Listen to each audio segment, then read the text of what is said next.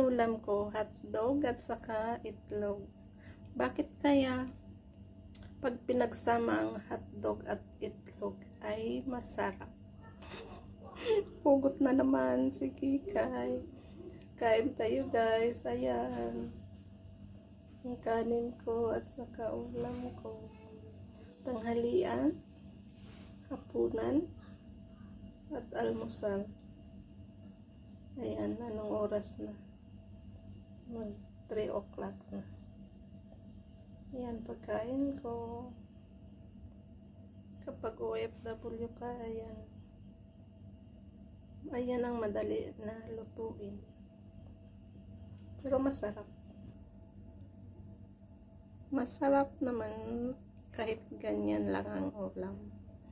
Pag hindi noodles, itlog, hotdog. Ayan ang madali lutuin sa mga OFW. Minsan sardinas, minsan tuna, hotdog, itlog, noodles. Ayan. Kain tayo.